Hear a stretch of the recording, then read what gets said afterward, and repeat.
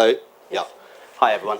My name's Sadakat Qadri. I'm a barrister and I'll be chairing the discussion this evening. I'm going to start by asking a few questions and then of course we'll open it up for discussion to the audience.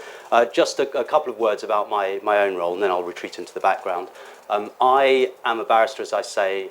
My interest in Sri Lanka began at the beginning of this year because I was asked by the International Bar Association to be part of a delegation to go out there to investigate the impeachment of Chief Justice Bandaranaike.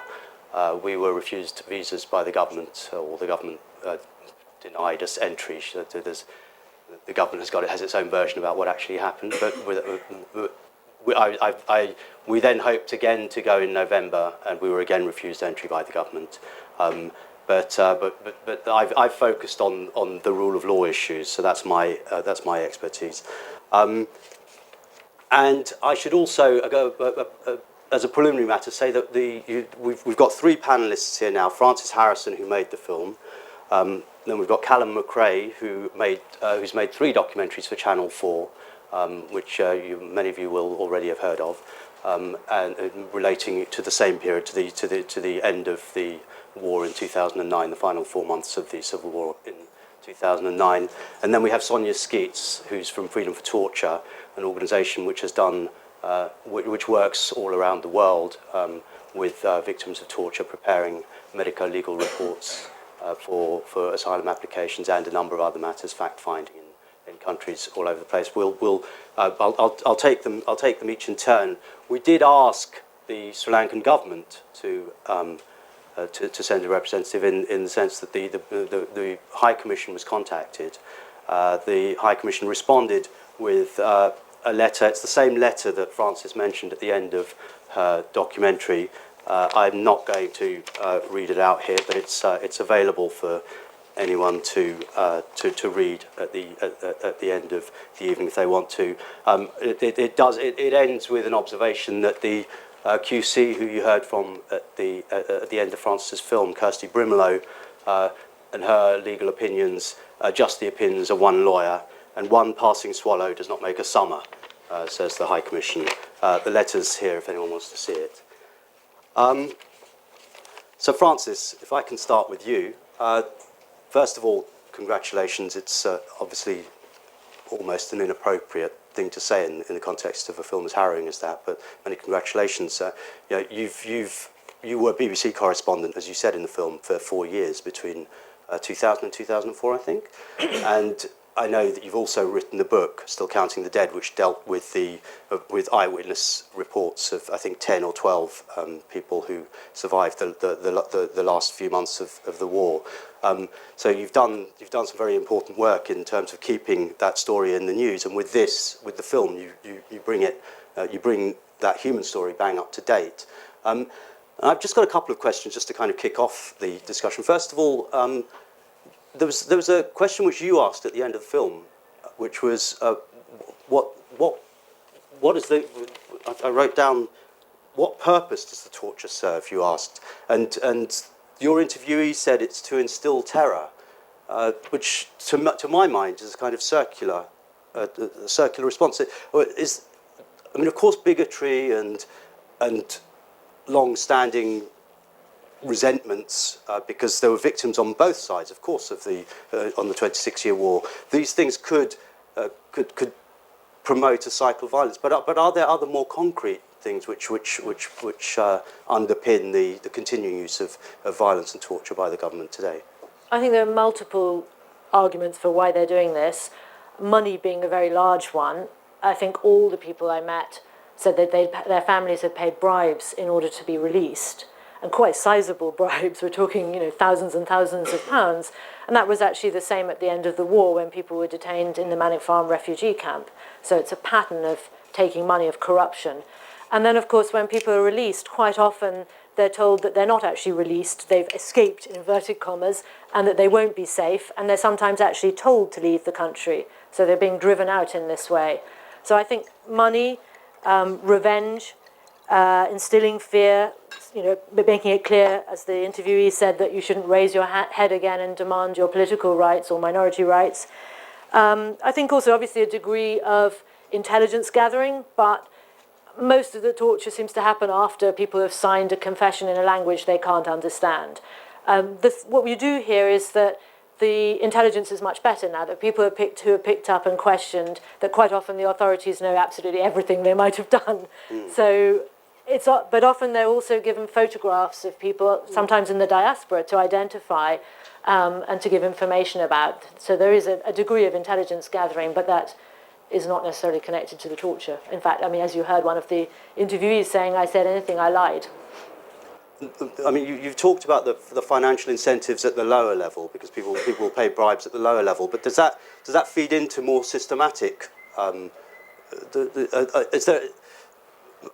As I've said, I looked at the deteriorating state of the rule of law in Sri Lanka, and I wondered whether you had any ideas about whether that feeds into a more systematic political or political program or anything like that.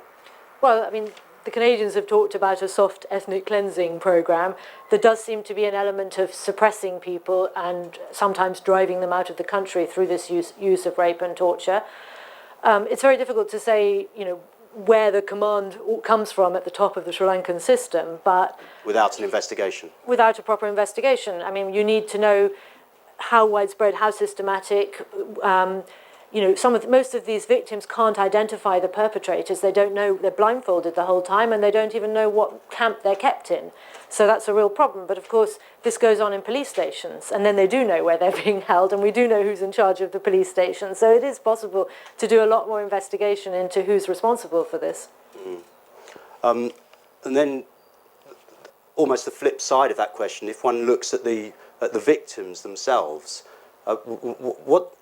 in your experience, over the course of writing your book and of making this film, I'm curious about what you thought it was that the victims were after, because we've had the Lessons Learned and Reconciliation Commission, which has come under a lot of criticism from abroad. It's a commission which was set up by the government to meet the demands for some kind of accountability. As I say, there have been serious criticisms of it because there hasn't been a mechanism set up subsequently for accountability. But you may not have an answer to this, but did you get a sense from the victims that you spoke to about what it was they wanted? Did they want to see punishment? Did they want to confront their accusers? Did they want the truth to out? Did they simply want to go home, like you said? If you're talking about these people, who are victims of ongoing rape and torture, they want it to stop. I mean, the cost to them personally in speaking out is enormous. Enormous in terms of the security of their family back home. And, there's currently really a crackdown going on post-Commonwealth meeting inside Sri Lanka of anyone who spoke to the media or was involved in the families of the disappeared or, has spoken out, or human rights defenders as well. And so speaking out like this, and the women and men who showed their faces on camera, it's an enormous risk. And then on top of that, there's the stigma of their own community of living in London or Sri Lanka or wherever they live, people identifying them, knowing them, not accepting them, the prospect they'll never get married, for example, if they're a woman. I mean, that's an incredibly brave decision to take that decision to talk like that. And why they did it, I mean, they're deeply traumatized. Why they did it was because they didn't want anyone else to suffer the same way. And we heard that again and again and again with everybody we spoke to. Okay. If I can turn to you now, Callum. As I mentioned, you've done 3 documentaries, I think, shown on Channel 4, all in relation to the final 4 months of the war. And the most recent time that you were in Sri Lanka was during the Commonwealth Heads of Government meeting just a couple of weeks ago. And I wanted to ask you something about that, because there was a lot of debate in the months, in probably the years running up to the CHOGM, but certainly in the months running up to the CHOGM, about whether it was better to attend or to boycott. And we've heard that Canada refused to attend the CHOGM. India eventually decided not to send its head of state. Mauritius as well, and a number of countries seem to unofficially downgrade their representation. I think only 23 heads of state attended. Lowest ever, I think. Certainly one of the lowest, possibly the lowest ever. But Prime Minister Cameron took a lot of stick for attending prior to prior to being there. But it's certainly been said by some people that by attending, he did a lot to raise the profile of the issues that he said he was going to raise. Initially, there was a lot of skepticism, cynicism about that, but arguably he did. And you yourself didn't boycott. You chose to attend, and you chose to meet the challenge head on. And I just wonder what you thought about that issue of boycott versus engagement in that context. It's a very complex one. I mean, I have to say that I was very disappointed when Cameron said, especially so early, that he was going to go, because I think that the potential for putting pressure on Sri Lanka in the build-up to the Commonwealth was thrown away. I think that his announcing so early he was going to go took the wind out of the sails of any kind of boycott campaign. And a boycott campaign would have been part of an ongoing process of putting pressure on Sri Lanka. So I did, personally, very much regret his decision so early on, and I thought it was, I personally thought it was irresponsible. I think that Canada and Mauritius very significantly saying that actually they were supposed to be cheering the next Commonwealth, and they've said that we don't want anything to do with this Commonwealth, we don't want anything to do with this process which is so corrupted by what has happened. So that was all very significant. I have to say that Cameron, many of us were quite cynical about whether he'd actually speak out, which he said he was going to. I was, astonished. I mean, when he announced that he'd seen the film and tweeted to the president. This is No Fire Zone. Your No Fire Zone, film, feature documentary which we've made, which is a sort of the kind of summary of everything, as it were. I mean, everything we've done, not everything. I think when he tweeted the week before he went, I have just been watching No Fire Zone, truly chilling images.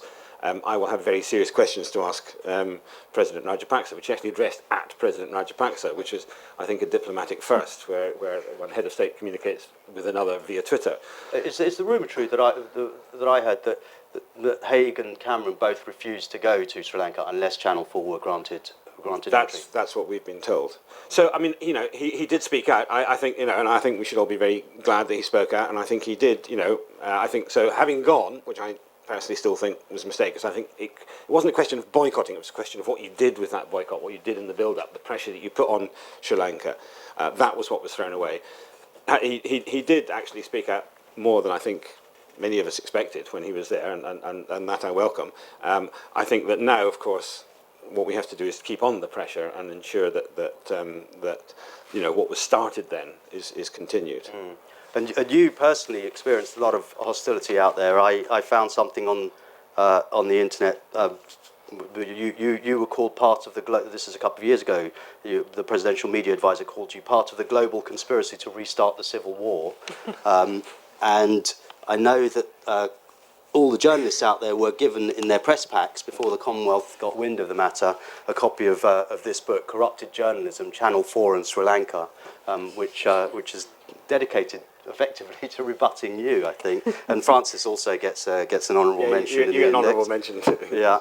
But I wonder if you could talk just give us something about the state of press freedom in the country now, because I know that it's Reporters Without Borders lists Sri Lanka 162nd out of 179 countries in the world. But I also know from having spoken to journalists out there that some of them think that's not necessary. Even journalists very critical of the government think that's not necessarily an accurate reflection of the state of the vitality of the press out there, because voices are, I think, still critical of the government. And I wonder if you could speak to that. There are critical voices. There are increasingly critical voices, and I think that reflects a sort of changing in dynamic of the way that the Rajapaksa regime sees and perceives its power base, which perhaps we might discuss later.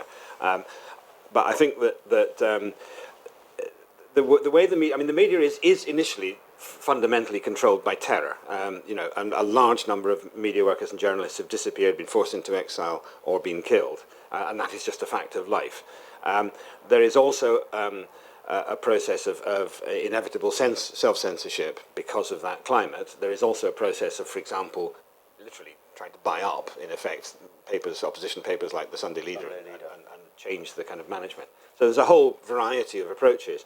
There are a lot of very, very brave journalists who are trying to speak out. There are a lot of journalists who are able to get their material out by dressing up. I mean, you have to be quite careful when you're reading the Sri Lankan media, because sometimes you'll think, how could a journalist write this appalling, sycophantic nonsense? And then you read the next paragraph and you realise that sycophantic nonsense is put in there so that they can say the next 2 points which they're trying to make.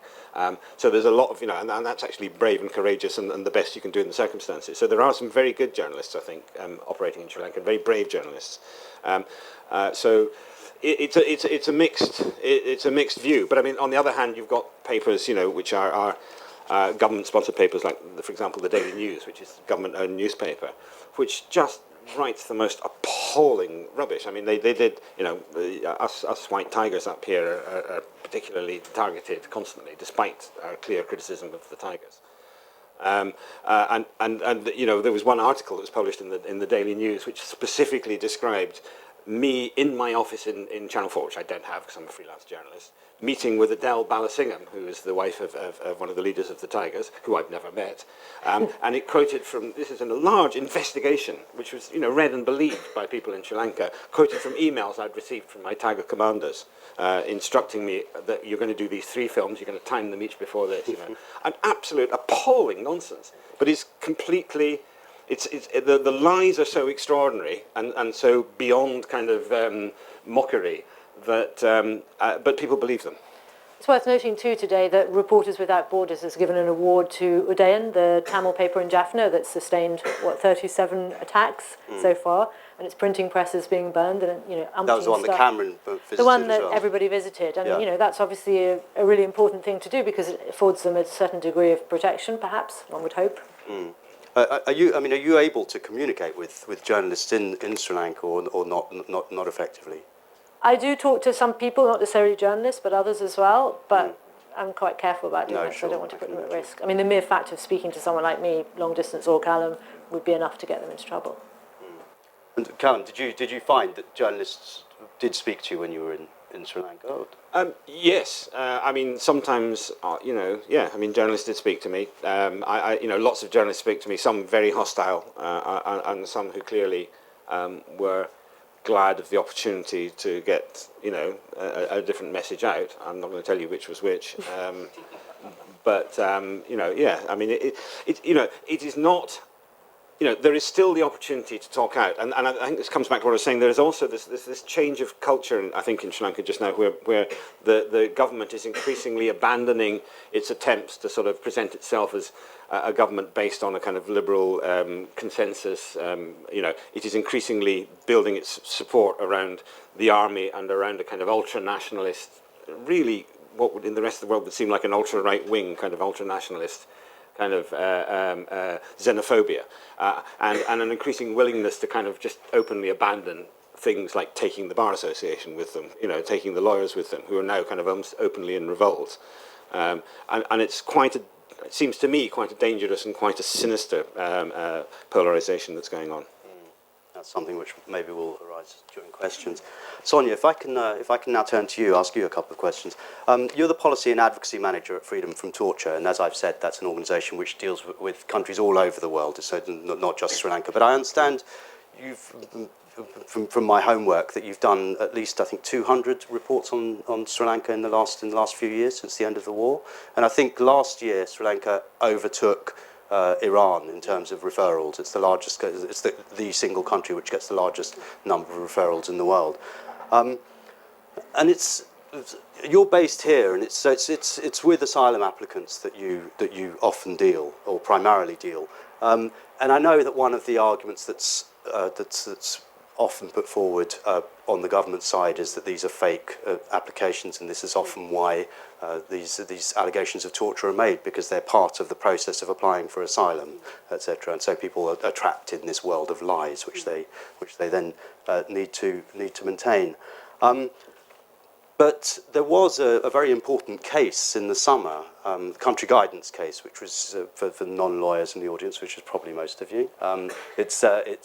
The country guidance is guidelines which the upper tribunal which deals with immigration matters lays down for the United Kingdom Border Agency, so that they can assess asylum claimants with a degree of consistency. And that decision found that there were 4 categories of people, I think, is that right, who were at particular risk of going back. I wonder, first of all, if you could say something about that decision, and then also, in your experience, has that affected the way that the border agency in this country has changed its attitude, or has it made no difference? If you could speak to that. Thank you for the question. And let me start by addressing head-on this rumour that the Sri Lankan victims are fabricating torture evidence in order to bolster fraudulent asylum claims. Unfortunately, this is a rumour that we hear a lot. We have, to this date, never seen a shred of clinical evidence to support this allegation. It was an allegation that was, until a couple of years ago, featured in the policy, the country information that the UK border agency decision makers were using.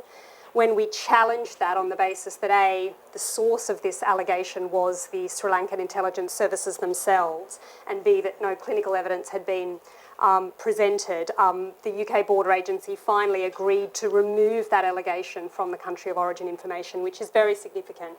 But unfortunately, this rumour is still sort of circulating around, we understand, in the tribunal, which hears appeals of asylum decisions. So how does that rumour explain the medical evidence, say, of cigarette burns, etc.? It doesn't explain it so much as try to get around it. I mean, this is the purpose of this rumour. But where are these burns meant to come from? If either self-infliction or infliction by proxy. And I should just say that, and I'm here echoing the views of some of the doctors who were featured in Francis's piece. All of our doctors, when they are examining victims of torture for the purposes of providing forensic reports, are required expressly to consider whether there is a possibility of fabrication. And if that's the case, it's very unlikely that we would produce a report. So of all of the reports that we've produced, and we've produced 120 forensic medico-legal reports for victims of torture from Sri Lanka who were tortured in the aftermath of the conflict. These allegations of self-infliction were considered and discounted by our doctors. But not only that, because of the tenacity of this rumour, our head of doctors, Dr. Juliette Cohen, has recently performed some research looking at 39 cases of Sri Lankans involving branding. Okay, branding scarring. This is a very distinctive feature of a lot of the torture that is committed in Sri Lanka, and we saw evidence of that in the documentary. I mean, she has tried to look at whether, from a clinical perspective, the evidence in these cases could in any way support an argument of self-infliction. So she's looked at, for example, whether there is any evidence that somebody having had these burns has been sedated. So is there any evidence of movement in the scarring and so forth that would suggest, or not, that the person was stationary, bearing in mind what Dr. Frank Arnold said in the documentary. And she looked at, whether there was, a package of evidence in the round, just not just scarring, but evidence of, for example, post-traumatic stress disorder, etc. And she looked at all kinds of variables and concluded that there was nothing to support in these cases, evidence to, of self-infliction or infliction by proxy. So from our point of view, this is a claim that just has no basis. Sure. And can I ask you again specifically about has there been a change? Perhaps there hasn't been a change, or perhaps it's too early to say. But has there been a change since then, or is there? Very interestingly, in the litigation that consumed a large part of this year, the country guidance case that you referred to before, this issue of whether the burning evidence or other scarring could be explained by self-infliction or infliction by proxy was actually hived off from the proceedings. So the tribunal specifically said, look, we're not going to look at that issue, and instead they've placed that into another case. They're going to consider that as part of another piece of litigation that is making its way through the tribunal at the moment. So At the moment, this is a sort of the allegation that these scars are being caused not by torture but through some other means is not yet put to bed in the courts. Right. The country guidance case that you referred to is I mean, the determination from our perspective as an organisation was deeply problematic for many, many reasons.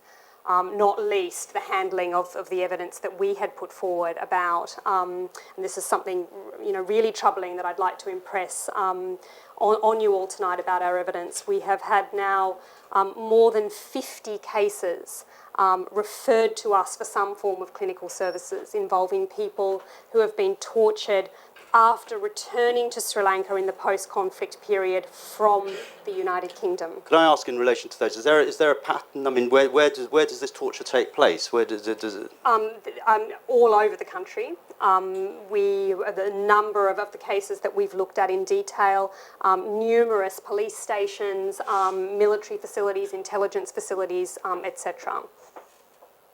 And what's very interesting in that is that we know that in many of these cases, the victims have been specifically interrogated about their own activities here in the United Kingdom or the activities of the Tamil diaspora community here more generally. I mean, it seems a very strong interest that the authorities are placing in those who are coming back in the post-conflict period. But presumably it's not everyone who goes back after the conflict. I mean, it can't be. So what is it that distinguishes them? Is it intelligence-led? I mean, do we know? I mean, from a very careful analysis that we undertook of 24 of these cases, we concluded that the particular risk was for those who had a real or perceived Tamil Tiger affiliation at any level, including very low level, including by association, etc., who were returning from the UK. That is the category of people who we say are at particular risk of torture following return from this country.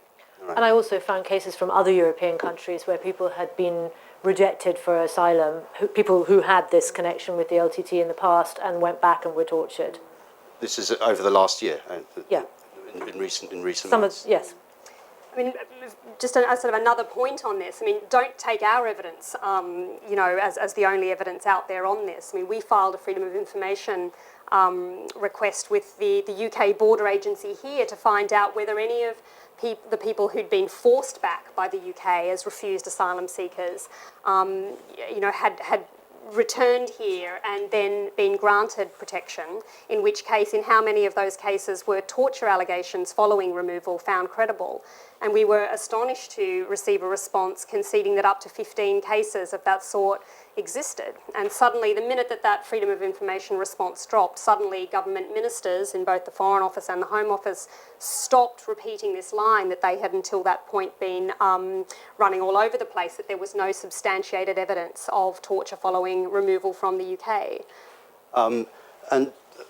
The risk of being a spokesman for the government, which I'm not, but it is important to at least to put forward this part of their case, which is that they would say that these things are fabrications. They would say that that you're being misled, perhaps. I mean, do you have any engagement with them? Have they sought to persuade you of the truth of which government are you talking about? The Sri Lankan government.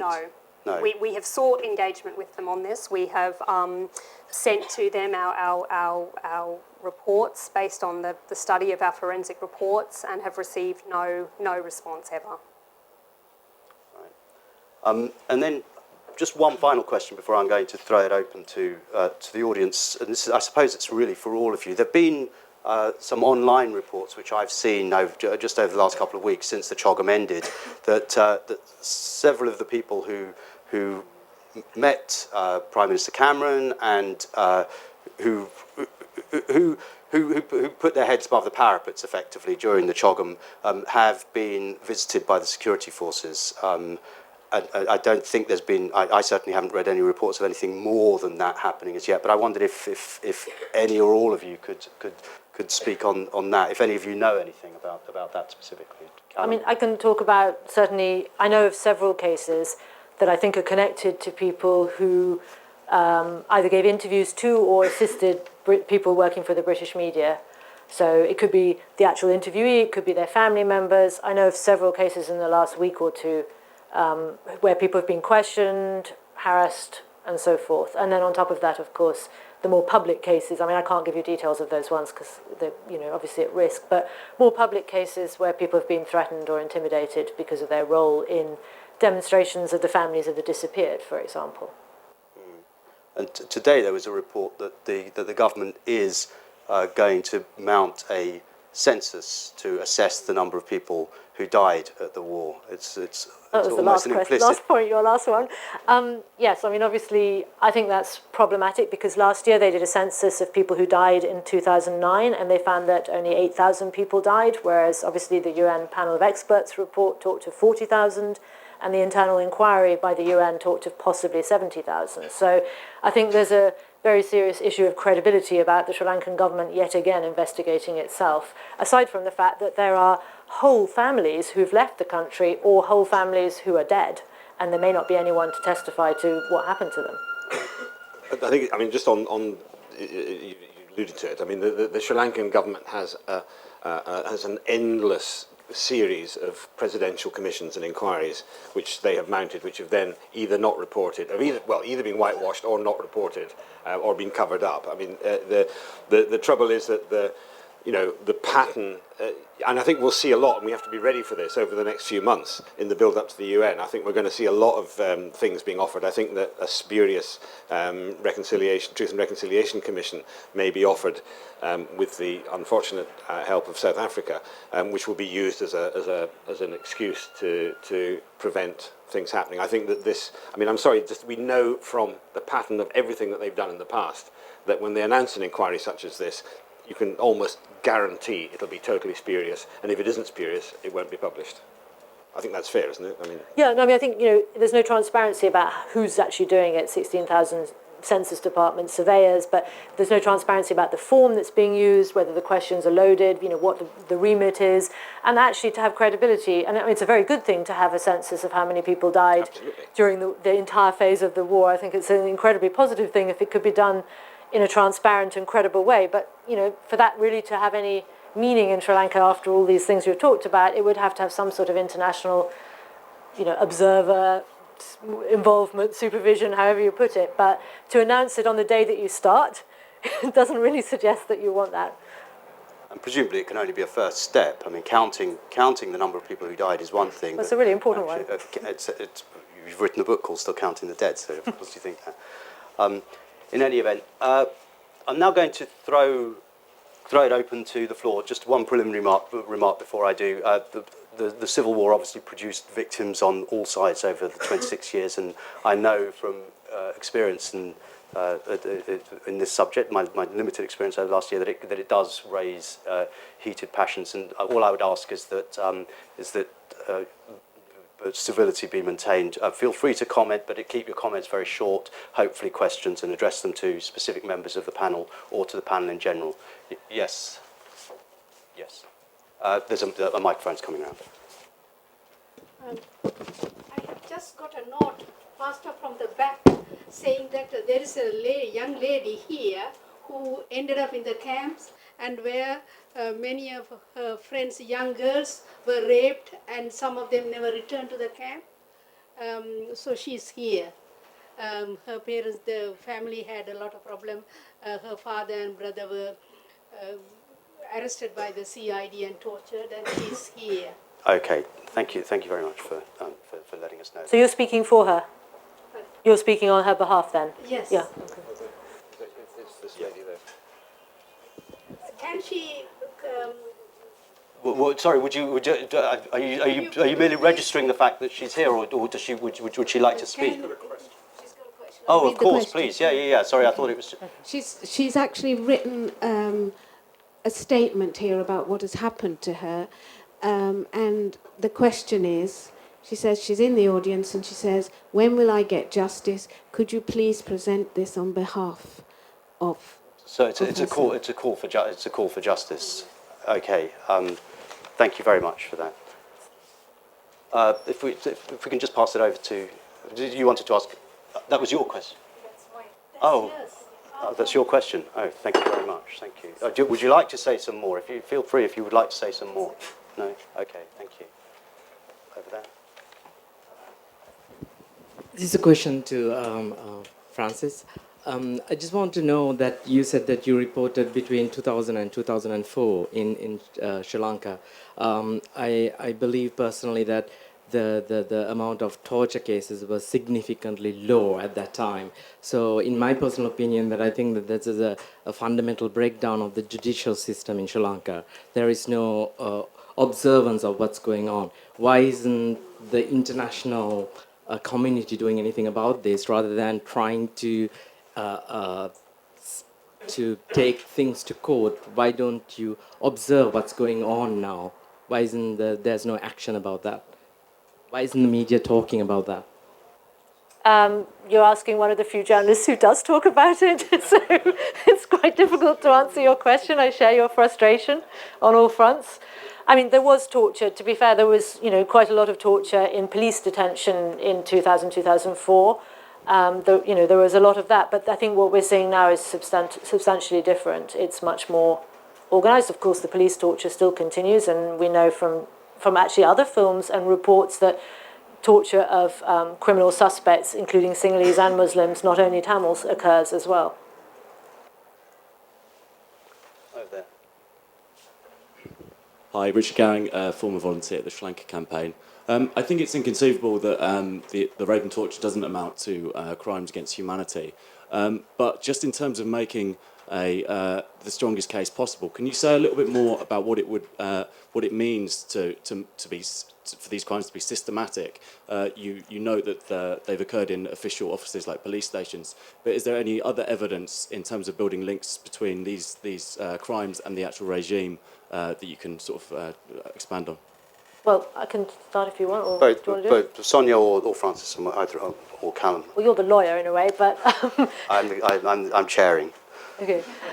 I mean, I think what you're seeing in all these cases is a pattern, and it's almost like a standard operating procedure. People are picked up by white vans, they're blindfolded and handcuffed, they're driven on a smooth road and then a bumpy road to somewhere remote. They never see the outside of the building where they're detained, on the way in or the way out. They're kept in solitary cells, and then they're blindfolded when taken to the toilet or the interrogation room. And this is what you hear again and again. The methods of torture are the same. I mean, I won't go into them. They're really gruesome, and you've heard a lot of them. They're all forced to sign a confession in Sinhala, which obviously most of the Tamils don't read or understand. They're not even given time to read it. And they all pay ginormous bribes through mediators, often EPDP, one of the pro-government Tamil militias, in order to get released. So the pattern is very, very similar. It's chillingly similar in all the stories you hear. And you hear about people being taken to different areas of the country because, you work out how many hours were they in the van, where were they picked up, what did they hear when they were in the van, could they hear Tamil or Sinhala, and quite often they're being taken to Sinhala areas, to detention centres. I suppose what I'm asking is, does the definition of systematic require state complicity? Maybe the share of the time. Well, no, what I'll do is I'll ask another question, if I may, which is very, very related to that. Which is there's an important question in law about command responsibility and about how high up these things go. And I wonder if you could say something about what evidence there is in that regard. I mean, clearly, an inference of knowledge at higher levels can be drawn from the fact that that things happen under the auspices of official organisations, of security forces in official buildings. They happen repeatedly, and that perpetrators aren't called to account. That's something that in the International Bar Association report that I wrote, which was, as I say, specifically focused on the impeachment, but we also did address the general deterioration of the rule of law. That's something we addressed there. But I wonder if you can say, is there, either of you, is there evidence, is there clearer evidence or other evidence about command responsibility, about it stretching higher up the political hierarchy or the army hierarchy? I think it's very difficult in most cases. I think it needs a lot more investigation to find the patterns, to figure out how many cases in which police station and that kind of thing. I mean, certainly one of the men I referred to, we saw in the film, Siva, he has all the court documents, the detention orders, and every month he was brought before a magistrate to renew his detention. And on the papers, the documents in various languages, it's clear exactly who was in charge of that police station and who renewed it. And then at the end, he's actually acquitted of being a suspected terrorist after 4 months of the worst torture you can imagine. I mean, torture that's unimaginable, literally. So in those sort of cases, you need to build up a pattern. And if you wanted to argue this, that in that particular police station, or those particular police stations, this happened again and again and again, and there's no way the officer in charge wouldn't have known. But it needs a lot of investigation, I think. I mean, you could also argue that the involvement frequently of EPDP means Elam People's Democratic Party. It's a pro-government Tamil militia group that's really, I mean, its leader has been part of the government, a minister, that's actually potentially a state actor.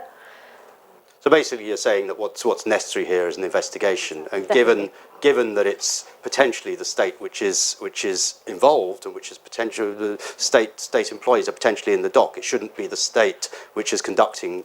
You could do it in the UK. There are enough cases in the UK that you could clearly make that argument if you investigated them in the UK. If William Hague extended his rape in conflict programme to cover Sri Lanka, in this country alone, you could probably make an argument for it. I think it's also worth mentioning that this pattern of systematic behaviour, if you go back to the final stages of the war, which is, if you like, where this process started, I mean, well, the process has been going on for a long time, but this kind of modern version of it, this recent version of it, you see a pattern of, the nature of the sexual assault, the nature of the executions, the nature of these extrajudicial killings at the end of the war.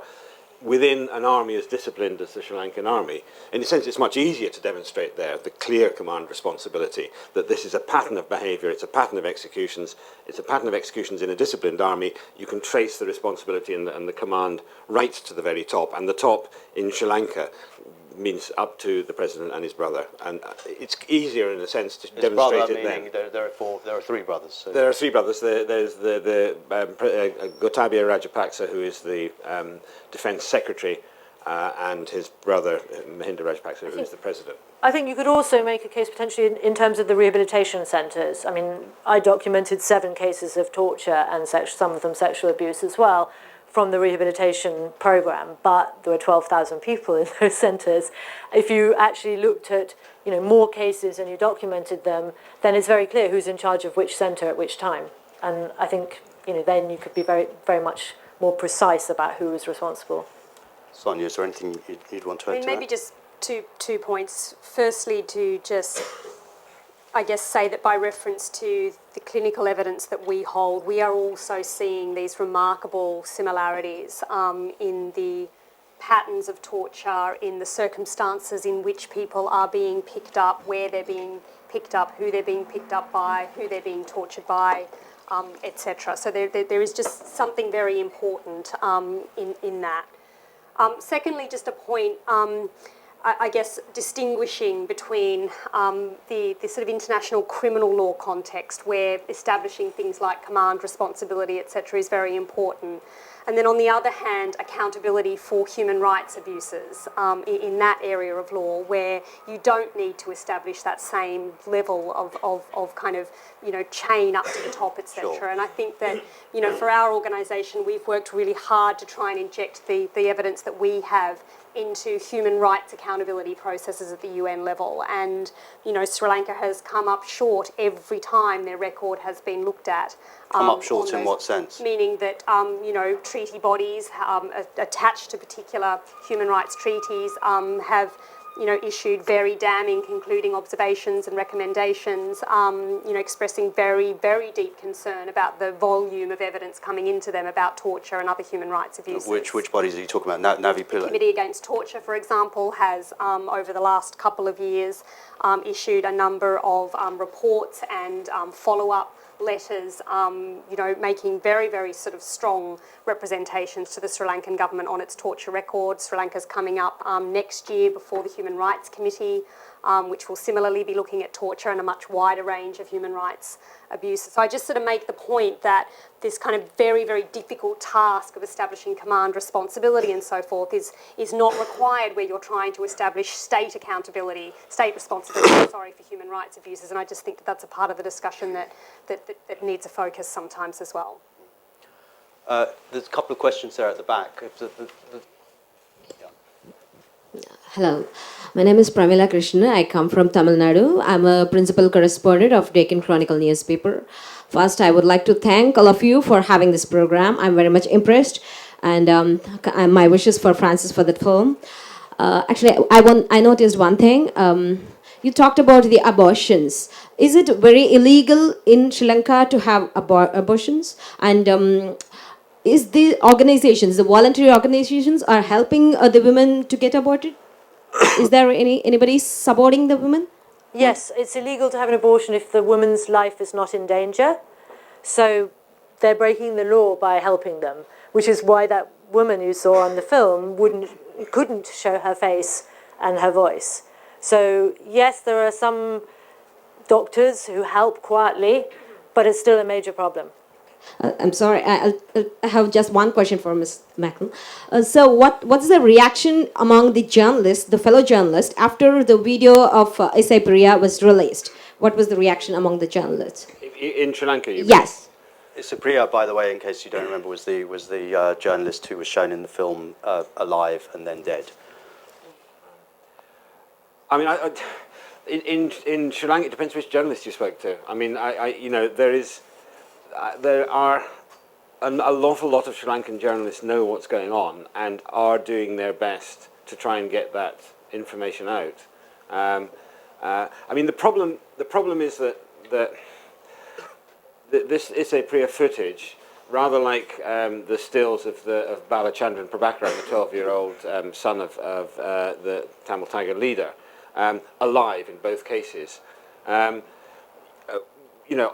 one level should be absolutely devastating, because the Sri Lankan government has denied that, said they were killed in crossfire or they were killed in combat or all sorts of explanations. And, we are able to specifically prove in both those cases that what they are telling is a complete lie, that the whole thing is a construction, that they were captured unsafe and unharmed and then subsequently executed in cold blood.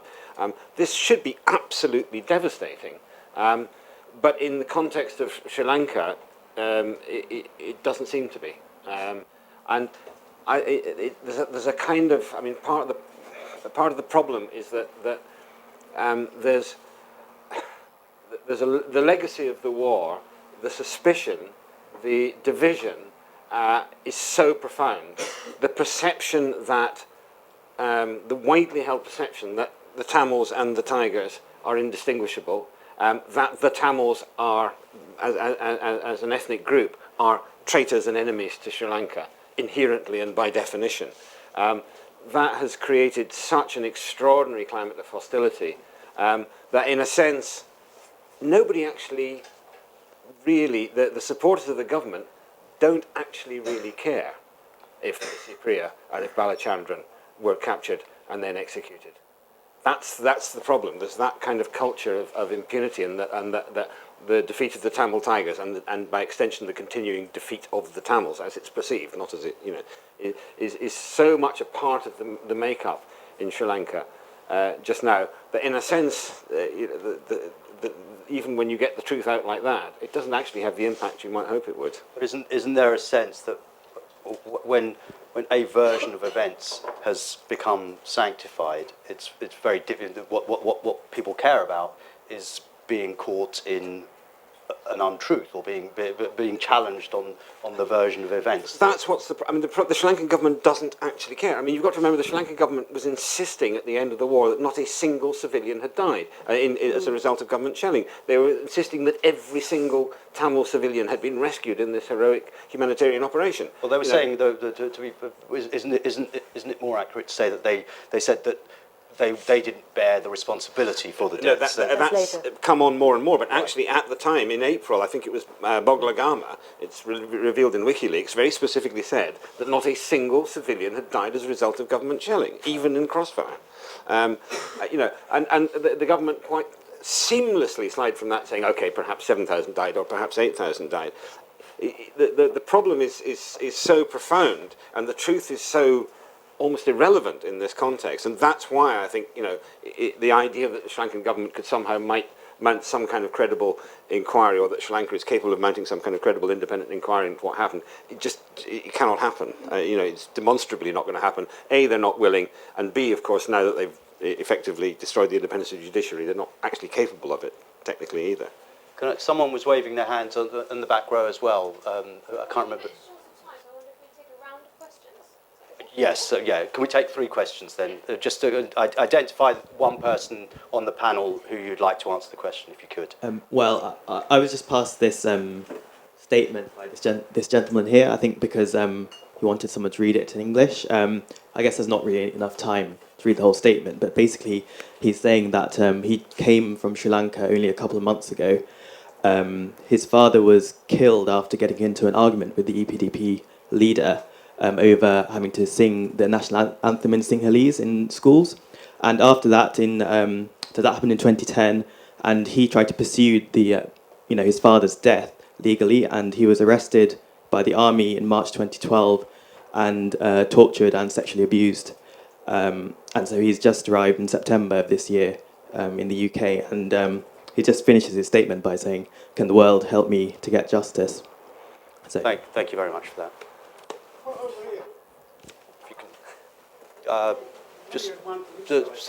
Yeah. Very brief, but it's very hard to be brief. brief. Yeah. When you know people caught up in this, and you might have, like myself, lived in Sri Lanka. Sure. When David Cameron was asked to go, the reply he gave is a bit like the burglar who walks down the street and he sees a window open on a house and says, well, if I don't burgle that house, someone else will. So he had to go because he saw no other alternative when the Canadians said that they weren't going to go. There's plenty of...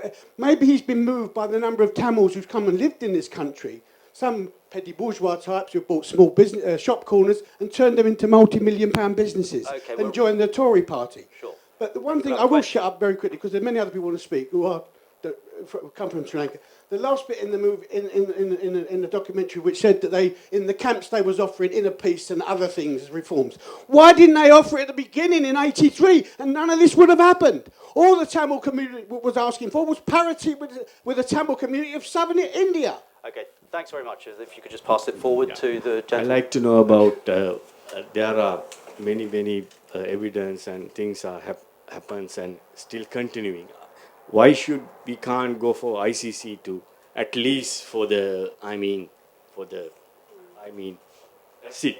Well, there's a simple answer in relation to that, which is that Sri Lanka isn't party to the ICC. There'd have to be a reference from the Security Council. If there were one, then it could go to the ICC. Or a self-reference. or President Mahinda Rajapaksa could refer himself, yes. It's conceivable. Yep. Hi, I'm Ashish Goyal. Just wanted to ask, what role are the neighboring two major countries, India, where I come from, and China, that are big trading partners of Sri Lanka, playing in this? And could economics be a way to do Good something? Good question. That's the first question we've had. So can we just pass it over there as well? So India and China. Hi, John Drake, AKE. What would you like the Sri Lanka government to do about this? And if it doesn't, what would you like the international community to do about it? Okay, down there, this gentleman's been waiting for a while. Congratulations on a good film, and the book before it I thought was excellent as well. The government of Sri Lanka, it's an entity, and it has an interest, and it has a strategy.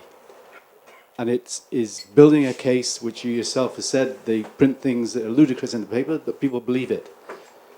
The international community is dispersed. The UN is the UN. There's no strategy. And like everybody in this room, we want to see people get the justice that they deserve. Is there any way that you could get India, Canada, Mauritius, to lead on a strategy outside of the UN in order to get the end thing, which is an independent inquiry, which would eventually seem to deliver some sort of justice? But at the moment, because you look at torture, It doesn't even address what happened when at the end of the war, where people were just massacred, which seems to me to be 70,000, 8,000. You can't even put within 10,000, you can't say how many people died. But you're talking about torture in hundreds. The whole thing is a mess, but there's no strategy. There's nothing, no aim.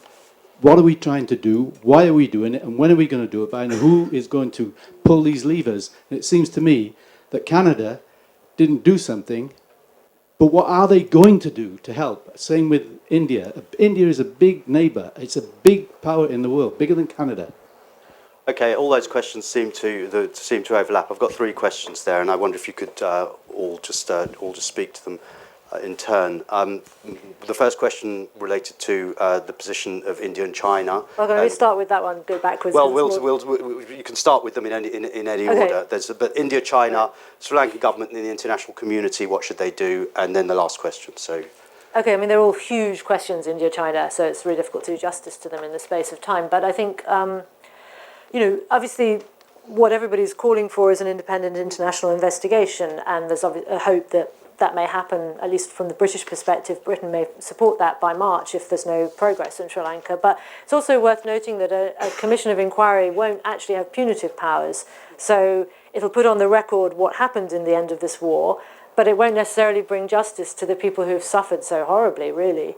Perhaps the way forward for some people is, individual prosecutions under universal jurisdiction, but they have to know who the perpetrator is. So that's also a very difficult path. Why is there not more coordination, more organisation amongst the few countries that are aware of what's going on in Sri Lanka? I mean, I think it's really only Canada and now lately, to a certain extent, Britain, that have been really outspoken and realised what's been happening there. And Canada was completely and utterly alone in the Commonwealth. It simply didn't have any support. And it was a surprise to people that, in the end, the Indian Prime Minister didn't go, and that's not necessarily wholly to do with, he's changed his mind on Sri Lanka so much as he's worried about votes in elections from Tamil Nadu. I think what was a huge surprise was Mauritius, though. I mean, a small island state due to host the next Commonwealth meeting, they took, a ginormous step to abstain from doing that and lose all the, benefits of holding a big meeting, international meeting like that. So it was an extremely brave move for them. I mean, it needs better Tamil diaspora and Tamil inside the country politicians to move this forward. It needs more international support. And I think really it just needs more people to understand what's at stake and what's going on, which is why journalists like us, I think, make films and write books and write articles to make sure that there is some kind of public opinion behind a move for justice. And do you think attitudes are changing? Because certainly my impression, I mean, I've only been interested in Sri Lanka for the last year, effectively, because of my report. But my impression is that Sri Lanka is going higher and higher on the international radar. Is that wrong? I think arguably in that week of Chogam, the cause for justice for survivors of the war probably moved more than in the previous 4.5 years, amazingly, especially if you're sitting in Britain, because the entire British press from all spectrums reported on human rights abuses in Sri Lanka, including ongoing ones in the run-up to Chogam, so that was incredibly important. And I think, yes, it has become a bit more mainstream sitting in London. And certainly, people who thought I was a bit kind of eccentric and odd to be interested in what happened in Sri Lanka now get it a bit more. But that's in the UK. You've also got to have that spread throughout Europe and other countries that really matter in terms of taking leadership. Do you want to say anything about China, or shall I leave Somebody else can answer that one. Sonia, do you want to address those questions? Maybe not sort of the geopolitical context, but I mean it does feel that there is some momentum beginning to build. And we've seen this in the Human Rights Council. We've had 2 resolutions in the last 2 years. Weak, but the last one it's coming, stronger. And the critical moment is March next year, which is what Cameron was driving at when he said that if he doesn't see the kind of progress that he's now looking for, Britain will throw its weight behind a call in that body, the big the big political body of the UN focused on human rights issues, for an independent international inquiry. That is a shift in UK policy on this, which is really, really welcome. I mean, I think The question is political will. I mean, there is a strategy in that everybody has been trying to get behind a call for such an international inquiry, but many states, including the UK, have been very lukewarm about it, wanting to give the Sri Lankan government more time to show that it could do it on its own. And patience is beginning to wear thin. A second point that I would just make is on the UK side of things. I mean, obviously, developing the political will to get a big sort of motion through an international body is one thing, but there is one very simple ask that we have of the UK government that is wholly within its power, and that is to get its asylum policy to reflect the evidence, the voluminous evidence from us and others about the risk to certain categories of Tamils going back from the UK. This is the subject of litigation, but it is absolutely clear that the executive does not need to wait to be told by the courts what to do before making sure that its policies in such a sensitive area, life and death, reflect the evidence base. And the country guidance case that we were referring to before is on appeal. The Court of Appeal just a matter of weeks ago decided that it was going to grant permission to hear an appeal of that country guidance. But our position remains they don't need to wait for the Court of Appeal or any other tribunal or court in this country to tell them to get that policy changed. They should do it right now. And now is the moment after Cameron and co have been over there themselves and seen what's going on. Isn't there really a contradiction between what Cameron and William Hague were saying in Sri Lanka and the policy? Or a shift. Or a shift that, can be built upon to try and get that Home Office policy change. Policy can catch up with the words. Policy can catch up with the political shift, exactly, we hope. Callum. Well, yeah, there's a couple of things. I mean, actually, just before I start, I think that one of the important things which is happening, and we should pay tribute to the people who are actually standing up and saying what went on, because that takes real bravery. But I think that also, in terms of India is, of course, absolutely critical. India is the most important country after Sri Lanka in this whole debate. And India has a very, very complex series of issues with this. It has a Tamil Nadu with 60 million Tamils, which it is. In a sense, India has this terrible fear of what could happen in Tamil Nadu. Tamil Nadu is really volatile at the moment, and it's seen as a huge electoral issue. So there's a fear of encouraging any kind of notions of Tamil self-determination in Sri Lanka because of the implications of that. There's a dislike of the Tigers, not least because of the assassination of Rajiv Gandhi. There is an absolute terror that China will exert increasing economic influence and weaken India's position. But on the other side of that, India has huge obligations. It has obligations in terms of its status as the largest democracy in the world, looking the other way at the abuses of democracy and human rights in Sri Lanka. Something that they are some people will openly argue in India. Well, look, we can't complain about what's going on in Sri Lanka in case we have to look a bit closely at what we're doing in our own country. But there is also this fundamental issue that this isn't a question of academic sort of accountability, sort of historical settling of justice in an academic sense. The fact is that the longer this repression goes on, the longer the ethnic re-engineering of the North goes on, the more the repression. There's a generation of young kids, and who utterly traumatized, who are 6 and 7, who watched their mothers die, or their fathers die, or their brothers die, and are now watching their family being brutally repressed, denied rights, denied decent accommodation, denied any kind of human rights. And that generation, by the time they're 15, 16, if the world has not offered some kind of justice and offered some kind of opportunity of political solutions to the legitimate political grievances of the Tamils, then they're going to start thinking, well, there is only one way to achieve justice, and that's to take it into my own hands.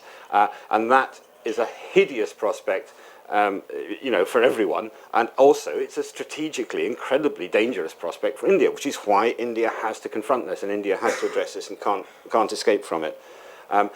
Very briefly, the other thing I think that in terms of changing world opinion that we have to kind of look at is this very clever game that Sri Lanka has played.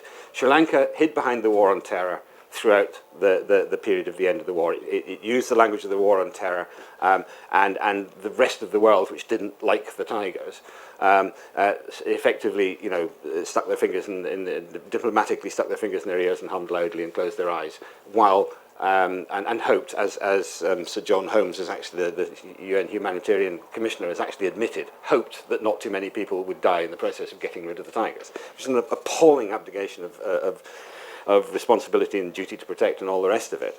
But at the end of the war, Mahinda Rajapaksa made a speech to the UN, which, and I've said this before, some of you probably heard me say this before, but I think it's so important because it's how we change world opinion on this. He made a speech to the UN in which he said, right, now we've got rid of our terrorism, we have to, you have to leave us alone. Effectively, the rest of the world has to back off. We have to find homegrown solutions, culturally legitimate solutions. He came up with a whole lot of these kind of phrases.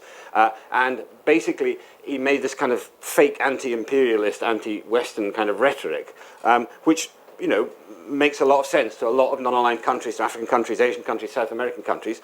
You know, the idea that the West, who's the West to lecture us on human rights, is actually a view that I have quite a lot of sympathy with as well. But the fact is that speech was actually written by Bell Pottinger, a British Western public relations company. And in the whole thing, it's a complete piece of fakery. The anti-imperialist stance is a complete piece of fakery. And it's incredibly important that we get the message about what's going on.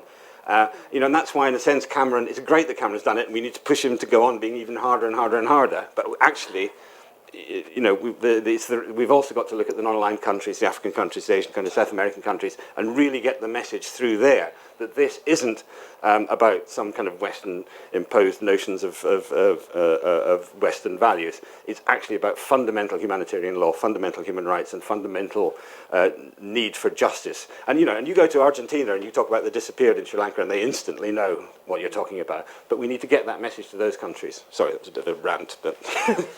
Well, do we have time for any more? Is it a couple more questions? Then yeah, let's one there. It's a question for Francis and Callum.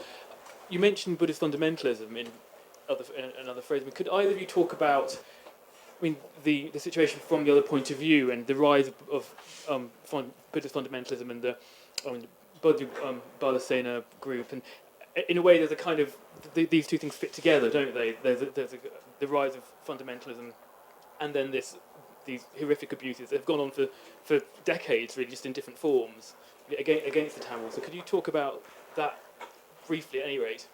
Well, you probably encountered them more recently. Yeah, I mean, I think that it's kind of what I alluded to earlier. I mean, I think the Rajapaksa regime knows it is so corrupt, it is so nepotistic, it is so based on the military. It knows it's all over if it goes out of power. So in a sense, it has to hold on to power, and it is looking at the way of holding on to power, and increasingly it sees the way of holding. It doesn't feel the need, less and less appears to feel the need to be taking, for example, kind of the liberal singular establishment along with them. It's more and more happy to consolidate its power base on the military, on the kind of the areas outside Colombo, the south, and to build this. You know, I hesitate to use this because it's kind of an insult that's thrown about. Actually, it feels very much like an ultra-right or a fascist kind of movement. I mean, that's what it has. It shows all the patterns of. This is the Bodhu Bala Sena, the Buddhist power force. The Buddhist power force, which is, I mean, you know. Who are increasingly attacking. I mean, in a sense, the state is attacking the Tamils in the north and ethnically re-engineering the north. Meanwhile, the BBS is kind of turning on the classic scapegoats. First of all, Muslims, but also Christians, actually. You know, and you see, you know, this extraordinary images of saffron-robed Buddhist priests throwing stones, setting fire to Muslim businesses, screaming, shouting and yelling, rioting and leading assaults. I mean, even when we were in Sri Lanka just 2 weeks ago, when we tried to travel north and were stopped by an orchestrated demonstration which physically stopped our train, and then we were all sent back again. While that was happening, 3 busloads of relatives of the disappeared were trying to travel down to the south. They were all stopped by state officials and arrested. Meanwhile, a rally that they were going to, a vigil, actually, not a rally, a human rights vigil forum, which was being held in Colombo to coincide with Chogam, was, first of all, attacked by the BBS, by stone-throwing rioters led by Buddhist monks.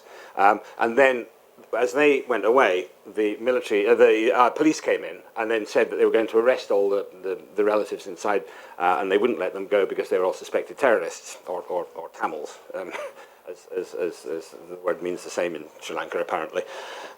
So that kind of that using of kind of ultra-right, ultra-nationalist stormtroopers as a kind of proxy is really a very sinister development. I think President Mahinda Rajapaksa has spoken out against them, but Gotabaya Rajapaksa has attended the opening of one of their cultural centres. Is that exactly? I mean, what does that say about their relations with the government, would you say? I mean, it says that the BBS is certainly seen as a central part of the regime's strategy for holding on to power and building this kind of xenophobic, ultra-nationalist climate.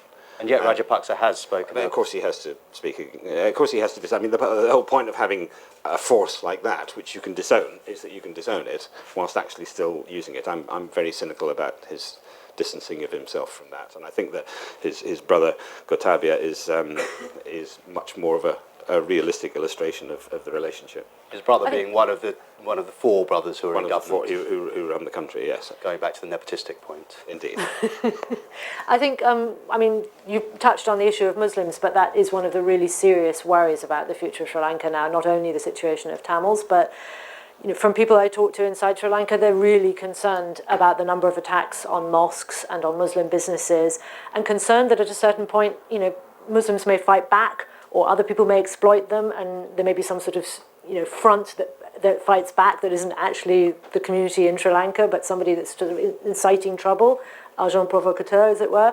So there's a real concern about that, and you see increasingly international sort of global jihadi sites that monitor what's happening in Bangladesh and in Burma, and look at the Rohingya issue, which is of course Buddhism and Islam, now citing Sri Lanka as well. So, if that gets picked up in those circles, that's also a real worry. They're playing with fire in Sri Lanka. Perhaps one last question. Yeah, at the back there.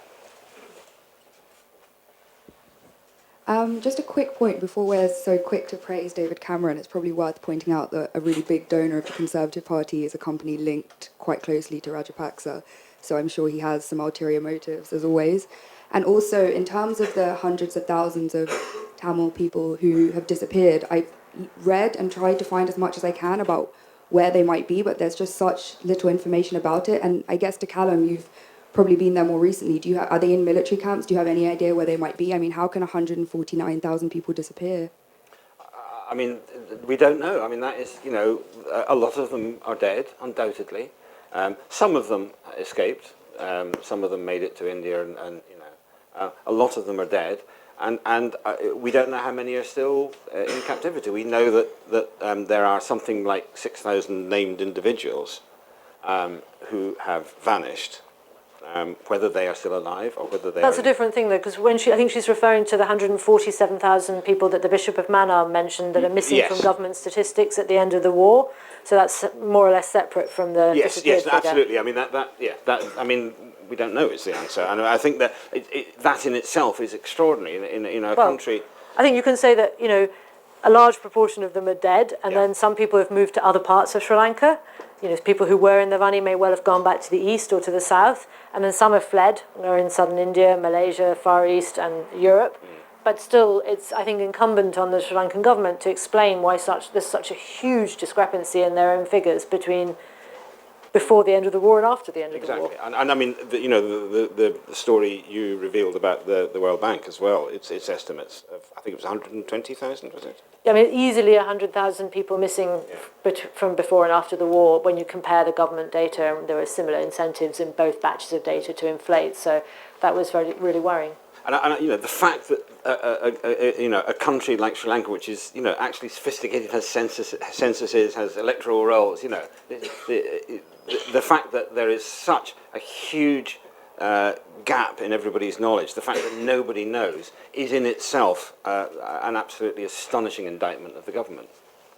Well, thank you very much for that. There's a lot of unanswered questions, and it does, of course, the government should be answering some of those questions. As I say, they didn't turn up today. You're welcome to have a look at copies of the letter. We brought them here in the interest. We brought several copies in the interest of fairness. Do take them away with you if you feel like it. One thing that's emerged very strongly from this evening is the need to the importance of maintaining awareness of the situation in Sri Lanka 4 years after the 4 years after the war's end. Sorry, I'm being shown something at the back. I'm not wearing my glasses here. Sorry? Oh, okay. Well, we have a copy of that at the back, do we? Copies at the back. Anybody's so interested in trying to understand the forensic nature of our evidence of the ongoing torture, that's the report to look at. Thank you. And I'd just like to thank all of you for coming here today, and to thank the club here for hosting us, and also Francis Harrison for the documentary that we've seen today, Sonia Skeets for attending, and Callum McRae. Thank you very much.